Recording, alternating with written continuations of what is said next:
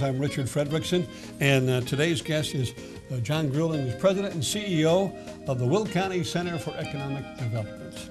And for the next 3 or 4 hours, he's threatened me. No. But thank you, John. Thank you very much for coming in. Good to be here. And actually, he's said, you know, let's do the conference room here at the Center for Economic Development. So we are. And so this is the brand new room that we have. And it's a delight to be here. And I've got tons of questions for you. All right, let's go. Now, keep in mind, you folks who are watching here, news is developing on a daily basis here in Joliet and Will County. We may not have every single item. We did the mayor just a couple of weeks ago, and that's airing, probably aired last week. And there were things on that interview that, you know, if I knew if I knew the future, I could have asked a few more questions. But be that as it may, we're going to try to do as much as we can. The first thing I wanted to ask you, like we rehearsed, when did you come to Joliet? When was the first year that you were here? I arrived in Joliet, Richard, in February of 2001. Wow. So, twofold question. What was your first impression? And what was it like in Will County in 2001? Wow, that's a loaded question. It is. Well, actually, my first impression of Joliet was when I came in for my first interview, which was in December of 2000. And I had grown up in the western suburbs, born in Oak Park, and my perception of Joliet was a lot different than what I saw when I got here. And I thought that you know, Joliet's changed, Will County had changed a lot, and I was very interested in the future potential for new development in this part of the Chicago area. Because the people that I had talked to about this job had indicated this is going to be a big growth center. And I'll be honest with you, when I first got here, I said, you know, I'm not so sure about this. Yeah. I'm not so sure about this. So I was in my second interview in late December, and Bob Regina, one of the grandfathers, if you will, of the CED, a founding member, he was the last part of the interview. If I got by Bob, I had the job. So we drove around in his Cadillac, and he took me out to the Arsenal. And it was under construction at that time. Yeah. There was a lot of heavy equipment, Lambert Construction, and moving all this dirt. And he took me down what looked like a cow path. And in front of us was this lime green pond. And he said, John, they used to make TNT here. I said, really? He says, yeah, but this is going to become one of the best industrial parks in the United States over the next 15. You're going to spend the next 20 years here. He told me that. And I said, Bob, it's hard for me to believe that. And sure as you know, we are here, it's been a wild ride. Yeah. And it's been fantastic. Yeah. So I made a good choice, and hopefully Will County made a good choice. Yeah. When we get together again, not today, we don't have enough time, we have a lot of material to cover, but I think it would be interesting. Yeah. You know, you can put a little bit of history together and travel back to 2001 all the way up to, when we do that, it'll be 2020. I'd love to. You know, that'd be kind of interesting. Oh, and we'll throw some visuals in there and travel down the trail. A lot, as you know, a lot has happened in the last 20 years. So what in the world is the Will County Center for Economic Development? Well, the Center for Economic Development is a public-private partnership. We were formed in 1981, and it was done in the throes of the last Great Recession that Will County went through, when steel mills closed and Caterpillar cut back dramatically, and the Arsenal, which we had just talked about, was being shuttered and decommissioned. And the unemployment rate in the county was approaching 18%. Somebody keeps telling me that Joliet was almost 27%. So things were bad, and a group of business leaders came together, and you know, Frank Turk and Bob Regina and Kevin Reardon and others, and said, we can't let this happen again. We have to diversify the economy. We're going to create an organization that's primarily funded with private dollars, and that's when the CED was created. And our mission really hasn't changed since 1981. First and foremost, our goal is to help existing Will County companies expand and grow and be profitable, and hopefully for many years in the future. Secondly, recruiting new companies is a big part of our business, as you know. And we've had a good run for a lot of different reasons, not the least of which is our transportation assets, but we're actually a very well diversified economy. And then the third part, which is a lot of economic developers like to steer away from, but we're very engaged in infrastructure and the politics behind infrastructure, making sure that Will County gets more than its fair share of public investment for roads and bridges and pipelines and waterways, et cetera. And that's very important for our economic base and our economic future, and that's why the CED continues to play a pretty big role in infrastructure development. Yeah. You know, we talk about transportation, we'll talk about the I-80 topic in a little bit, but you know, when you mention something that is seldom mentioned, but from Route 52 and 59, I saw some schematics years ago about all the pipelines that run through there. It's just an amazing plethora of pipes. 1,500 miles in Will County alone. Is it really? Yeah, we're probably one of the most dense pipeline crossroads in the country. Yeah. So the CED, a little more specific, what services do you provide or offer for businesses in the area? Well, primarily we're an information source. Everything from information on real estate, buildings, industrial, commercial buildings, industrial sites, commercial sites that are available. We have a lot of information on demographics, on labor force, on taxes. We also provide sort of a one-stop shop for business assistance, business incentive programs. And really something that we've come to realize when we work with companies, it's more than just providing information and assistance. You know, we can pave the way into City Hall for a company that wants to know, you know, what kind of community is this? I'd like to meet the mayor, so we can make that happen. But really what we end up being is a strategic partner for these companies. We almost become part of their team. And we're in a very unique position because we see both the community side and the business side. And our role actually ends up being pretty significant for a lot of these projects. And that's why we're very happy and proud of what we do here in Will County. So there's certainly a significant number of folks who are on your board that are also in the business community. Right. And so you get some firsthand world experience from your board members. Yes. Yeah. 80% of our funding, Richard, comes from private corporations and public entities provided the other 20%, mostly you know, the Will County government, the municipalities. But we have, you know, 4 universities that are college and universities that are on our board. Our hospital presidents are on the board. We have bank presidents. And we have, you know, manufacturing and logistics companies and service companies and CPAs, and it's a good cross section of the business community. And we've been diversifying. We're county-wide, and it's important for us to have that reach because what's happening in Will County today is pretty much happening in every corner of Will County. Yeah, and again, you know, you can be proud of this, your board can be proud of this, your staff can be proud of this. And what we're going to talk about here a little bit about economic conditions in Will County. You certainly have played a significant part of this.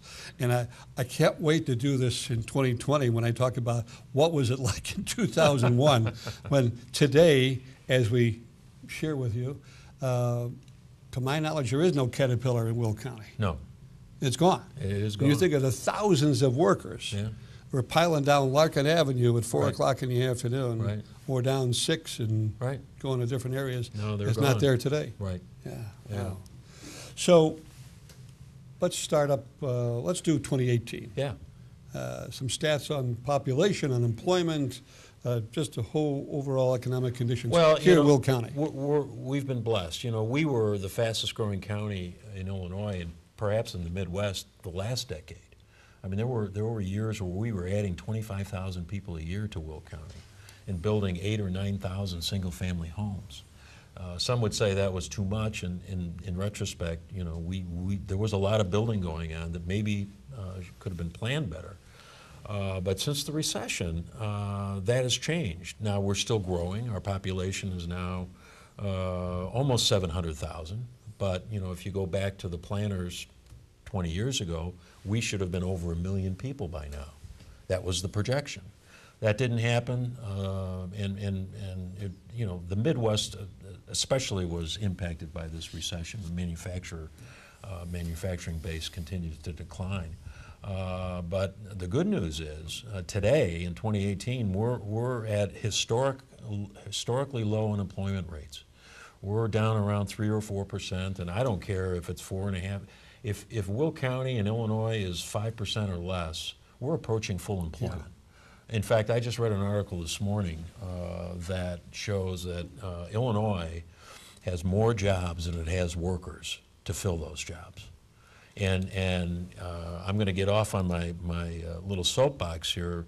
And one of the problems we have, unlike our other states around us, Michigan, Indiana, Wisconsin, Iowa, Missouri, even Kentucky, they're adding population, and we're not.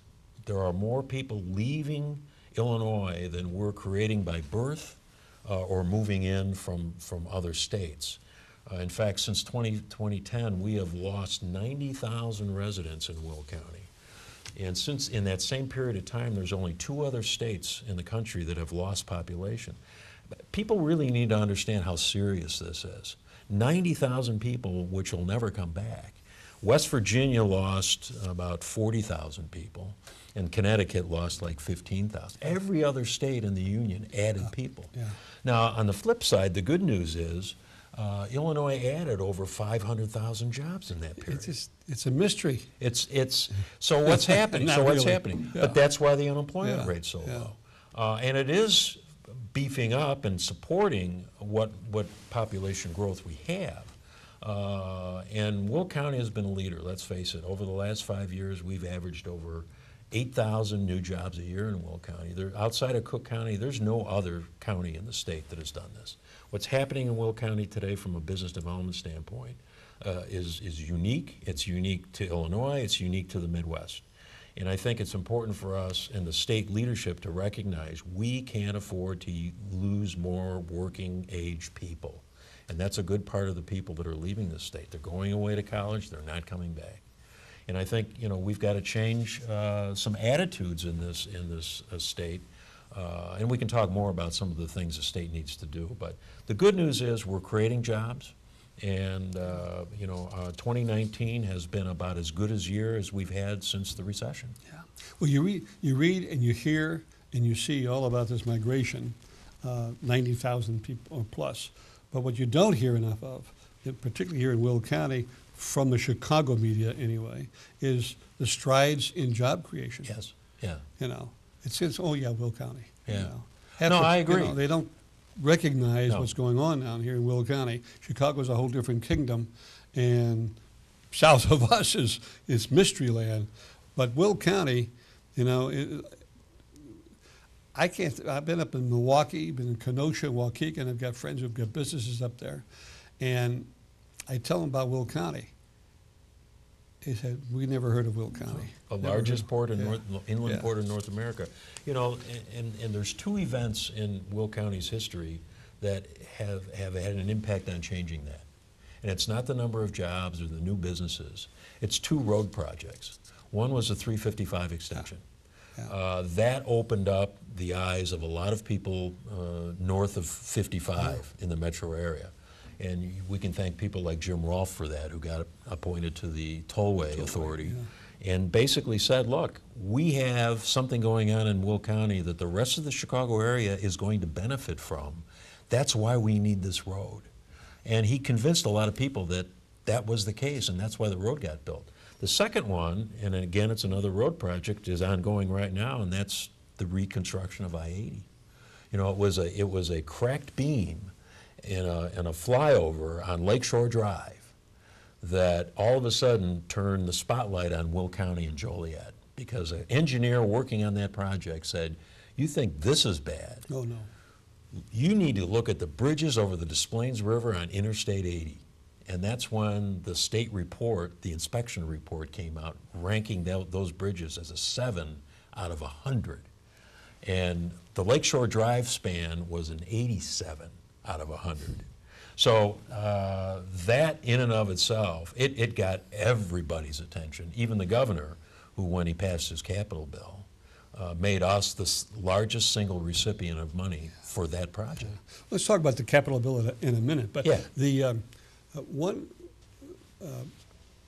I guess I'd like to have clarification of this, because people in Joliet and the surrounding communities, maybe the word is not blame, but let's use the word blame.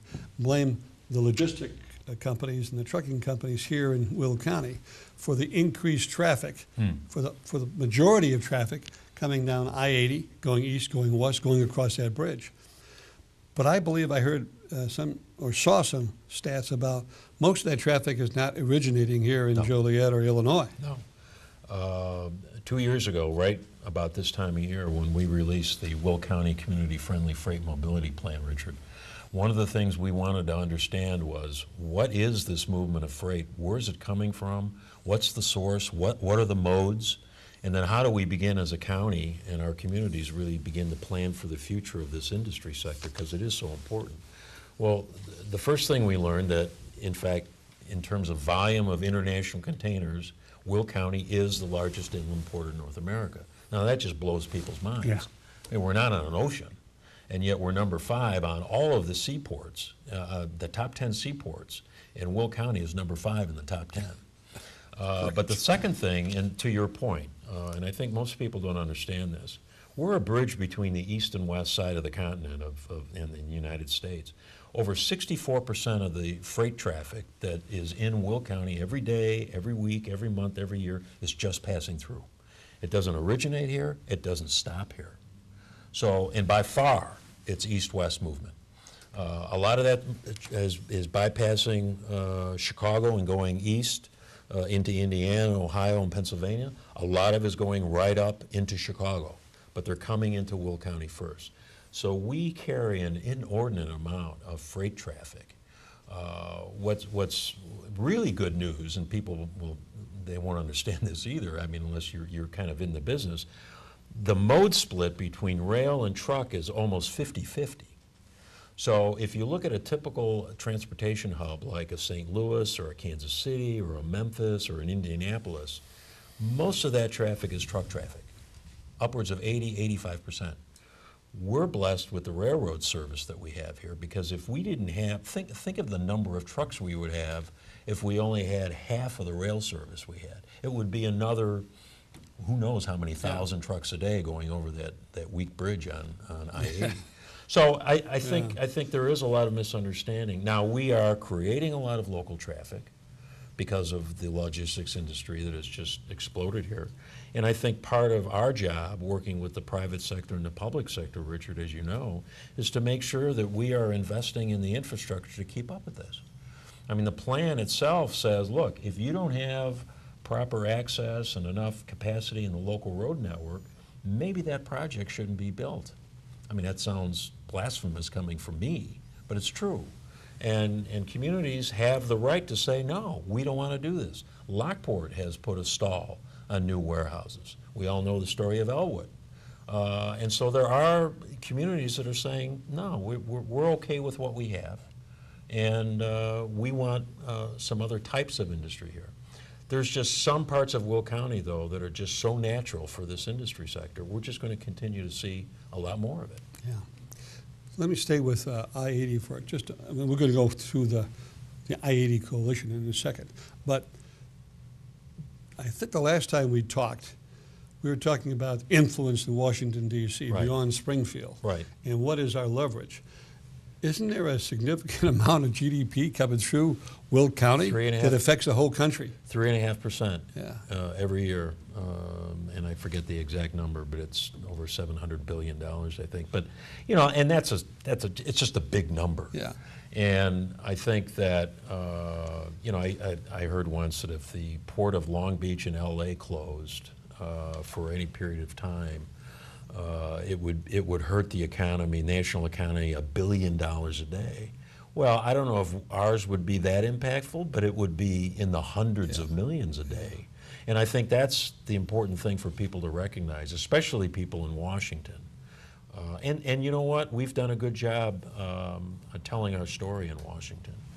The problem is right now there's not much money for infrastructure coming out of Washington. The president had promised a capital bill for the nation.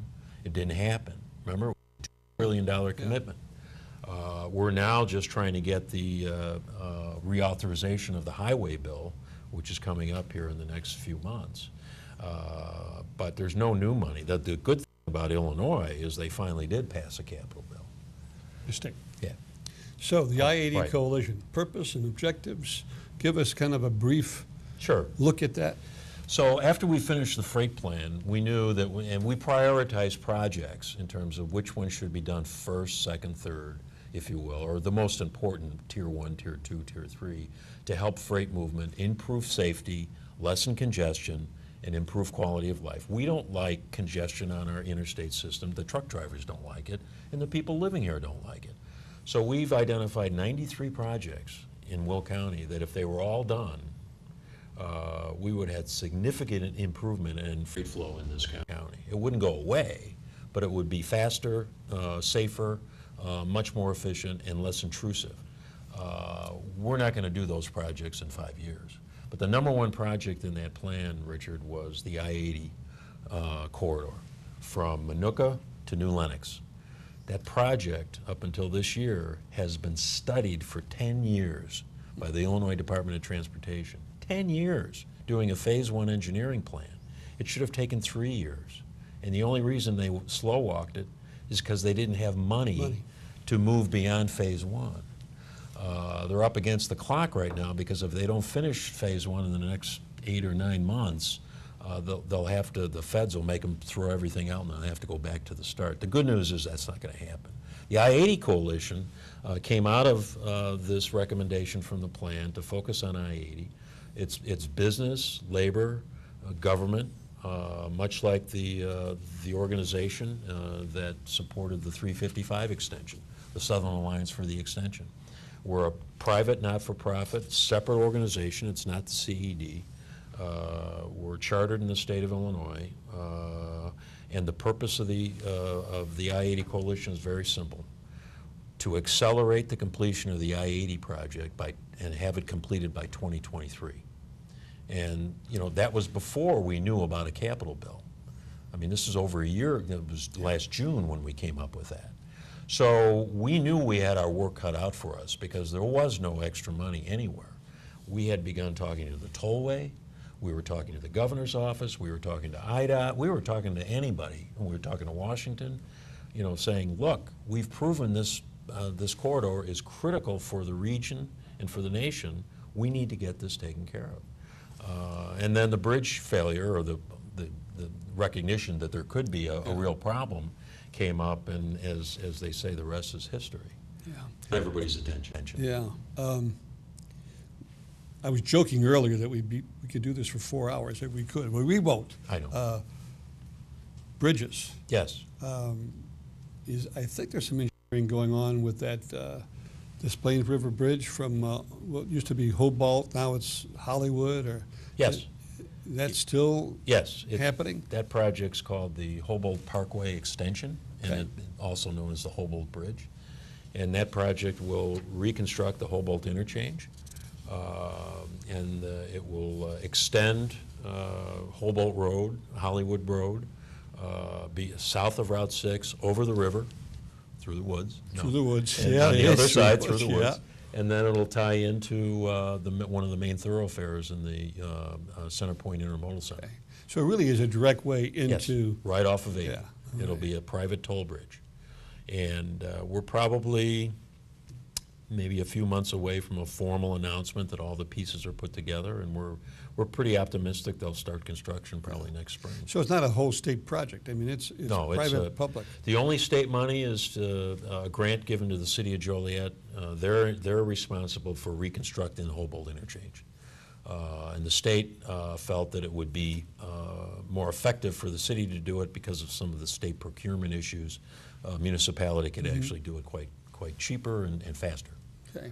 So in the year 2019, and I don't know how many reruns they'll do of this show, you'll be maybe watching it in 2020, but new major business developments in, I'm going to give you this here so you don't have to guess at this stuff here. It's immense. And phenomenal. And I'll just go what's happened in the last month. I mean, we've you know, a lot of people with the distribution logistics building so prevalent, you know, you'll go buy a 1 million square foot building and the thinking is, well, we don't need any more of these. They're look at we've got 3 or 4 of them just waiting for somebody. And the reality is, the companies that lease these buildings or buy these buildings are oftentimes in the fulfillment business, in the e-commerce business, in the retail business. And the most important thing to them is speed to market. They have to get their consumer products in from overseas, through the intermodal center, and then out to the distribution centers so they can be distributed to either retail stores or directly to consumers online. And so we're not going to compete for those projects unless we have a number of these buildings ready to go. That was proven with the 2 Amazon facilities in Joliet. The first building was an empty building that had been built 10 years ago. It's a spec building. Yeah. Yeah. And the other one was under construction when they decided to take it. So we would not have gotten either of those projects if those buildings had not been there. Shovel ready. Well, more than shovel ready. Yeah, no. So just in the last few weeks, we've had Target announce they're taking 1 million square feet right off that Hobo Road new intersection there. They're going to provide services to Target centers, retail centers throughout the country. Amazon just announced their 7th fulfillment center in Shanahan, right off of, again, South Route 6, east of I-55. Those 2 projects alone are going to create, you know, probably 1,500 jobs. Well over $1 million a year of new real estate taxes for schools and municipalities and special districts. I mean, and put very little pressure on local services. And so we're not going to get big retail. We've not been real successful with high-end office. We can really sustain our economy with not just this type of development, but this is going to be a big part of how we sustain our economy for the next 50 years. Yeah, international companies, and you talk about sustaining business. There's a little company, it's in Plainfield, Illinois, right. worldwide, Yeah. and I'm waiting for them someday to have, you know, a free sample day over there. Well, if you go over there, if they take a go tour. Diageo we're talking about. Yeah, Diageo is an interesting company because, you know, they've been in Plainfield a long time. What I didn't know was Plainfield, way back when, had a number of distilleries. I didn't know that. Yeah, and they have a little kind of museum in there showing, so that's probably worthy of a show. Yeah, there you go. But Diageo, you know, they've had great success in their production line there, and they just built, they're in the process of constructing a 1.5 million square foot distribution center, which, by the way, actually takes trucks off the local roads because of where it's located. Yeah. You know, another company that is, I mean, it's a great American story. And I think they're known throughout the entire country. And they're in Bolingbrook. And Right. WeatherTech. WeatherTech. What a story with WeatherTech. And you can't miss WeatherTech. No. Go And up they keep down building. 55. Well, they're building a brand new corporate headquarters. Yeah. And you know, that it's worthy of pointing out WeatherTech, Richard, because one of the things that Will County suffers from, and it's not that we suffer from it, but it's a bit of a disadvantage. We don't have a lot of Fortune 1000 companies headquartered in Will County. So when a WeatherTech comes along, or a Panduit, and they build their headquarters in Will County, that makes a statement that we're not only good for satellite operations and production facilities and service centers, we can handle corporate headquarters. GP Transco is building their headquarters, again, down off of Hobo Road, moving out of Darien. It's a transportation company.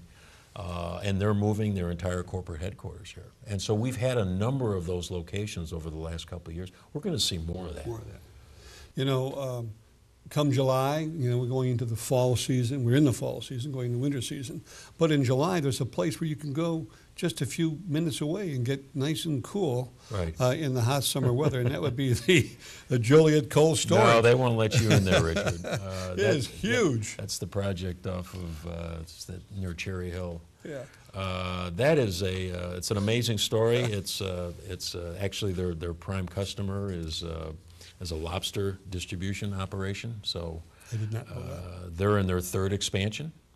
And cold storage is very popular. It's very expensive, but yeah, it's nice to see them continue to grow. Yeah. And so we're doing very well in that area. And you see the little white trucks going around every neighborhood, and the Amazon thing just continues to be bigger and bigger and bigger. Yeah, the Amazon effect is you know, I used to call it disruptive. I don't know what the word is now. It's almost it's almost too much. But they're driving. You know, Amazon's so prevalent. They're still just a very, very small part of the retail business. A lot of people think, oh, they're taking over the world. Well, yeah, in that space, they dominate the e-commerce. But, you know, Walmart's not going away. I don't think Target's going away. I mean, I think, you know, Kohl's has a partnership with Amazon that you can return your Amazon products for free, and gets you in the store. And oh, by the way, when you leave your Amazon package, they give you a big fat 25% off coupon. So what do you think most people do? Let's go look at shirts. I mean, absolutely. So I think there's that kind of dynamic, and it's disruptive. Yeah. But I don't think it's necessarily bad. No. Well, I mean, we're going to have a new Costco, Joliet, Plainfield coming on probably at this time next year. Yeah. I think this time next year they'll probably be up and running. They got their permit for construction today from the county board, so for the road. So there you go. I think it's a very good thing. Another subject. You mentioned it earlier on about rooftops, and you know, we're the leading county at that time, right. Almost in the Midwest. What are the rooftops looking like now? Are we getting some condos built in Will County, some houses going on in Will County? You know, when we did our housing study in April, one of the things we noticed was we're not hitting our weight on multifamily. And some of our communities really have begun stepping up. Romeoville, Lockport, Lamont, there's plans in Plainfield. And also, you know, sort of mixed-use types of development. That big development up on Archer Avenue, just south of 355. Huge mixed-use, single-family, multifamily, commercial. Is that Will and Cook County, though, isn't it? That's in Will County. All Will County. It's all in Will County. The New Lenox project, the Four Seasons project, that's a tremendous. Something else, though, that goes along with this, and this speaks to the diversification. I don't know if you've been following recently what Silver Cross Hospital is doing, but you know they added their surgery center. They did their partnership with the mental health group. They're in the process of expanding their main facility for specialty care, and I think there's a tremendous amount of importance to our healthcare sector in this county, and it adds to the quality of life here in Will County. Yeah, and there again, I wonder. It's the neonatal center. Neonatal, yeah. Right. That's new. That's coming. That's brand new, and there's nothing like it in the region. Yeah. So hats off to Silver Cross. It goes back to your description of the importance of 355. Yeah, there you go. You know, because that not only is the hospital there, but they're developing all kinds of ancillary things in that area. The best is yet to come on 355, no doubt about it. All right. Well, I think we've covered about as much as you want to cover right now. Otherwise, we're going to go into it. So, there is some, as we speak today, I believe in Joliet anyway, there's a planning and zoning committee, a couple of other meetings going on with about I think the topic is 103 acres. Was that southeast side of Joliet, right, in that area? Right, south of the Speedway. I don't know if you want to speak to that in terms of... This is North Point Development out of Kansas City. They're the ones that have cobbled together, not cobbled, about almost 1,000 acres east of Elwood. And, you know, there was a lot of controversy about that development, and eventually Elwood said, no, we're not going to allow this to go forward. There's a lot of suspicion on this 103-acre zoning change. It's already in the city, so it's not an annexation. It's simply changing the zoning from R1 and R3 to I1 industrial. Whether or not this is a harbinger for future annexation to connect to that other 1,000 acres, I think there's a lot of speculation about that. I don't know that. I don't think the city of Joliet knows that. I'm not sure, North Point knows that. I mean, I think they're in the industrial development business, and I think they've been looking for some opportunities, and I think this looks like a decent one. The problem with this particular site is it's the roads around it are not truck routes. Right. So there's another case of infrastructure investment's going to have to be made to make that project work as good And that as should it be made first. Well, I think it should be part of it. Yeah. I mean, make sure that, maybe the building goes up, but as long as there's a commitment to upgrade the roads, I think that's significant. There's a certain mayor in Bolingbrook who will call me after he sees this. Say, how come you didn't talk about IKEA in Bolingbrook, Right. the store, and then we can tell about the distribution center in Joliet. I saw that mayor today at the Did county you? board meeting. Yes, he was there.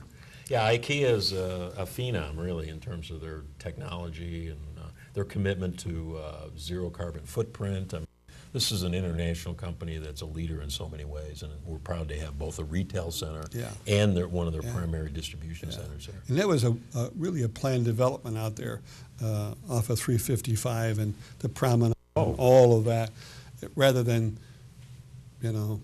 starting in 1978 and then selling off at the rooftops. It was my hats off to the mayor and the leadership there. They did a tremendous job. They had patience. They waited for the right project. And when it came, they pushed it along. Yeah. You are a believer and a defender, and you look at both sides, but Will County has to recognize the fact that the importance of freight here in Will County. I mean, it's a revenue generator for the county, for the cities, for the villages. No doubt. And that side is a good thing. Yeah. Is there anything I'm forgetting to ask you? One thing I wanted to bring up, Richard, was back on the capital bill, which ended up being called Rebuild Illinois. Okay. So it's the first capital bill in 10 years. We shouldn't wait 10 years for capital bills. These are opportunities for the legislature and the governor to come together and say, look, we have some unmet needs in infrastructure, both in transportation, but also in vertical construction, our colleges and our hospitals. And so they passed a magnanimous bill, $45 billion, $33 billion for roads and highways. Will County made out, I hate to use the term, like a bandit. Over $1.2 billion of this money is coming into Will County. That's construction jobs, that's taxes, that's restaurants being full. I mean, there's a lot of development just coming out of that. Of course, the big piece is $850 million for I-80. $7 million for a new control tower at Lewis Airport. JJC got $20 million for their downtown campus. GSU got $40 million for a new building and some upgrades. I mean, the city of Romeo got $3 million for a local road project. I mean, it's just manna from heaven. And hats off to our local legislators, our senators and our representatives. Much needed. And that $20 million, we've been waiting for that for a couple of years. But it's here. We'll build it, and then maybe it'll give us the money. Thank you so much, John. Thank you. John Greuling, Appreciate it. President and CEO of the Will County Center of Economic Development. I'm Richard Fredericks, and see you next time on Profiles.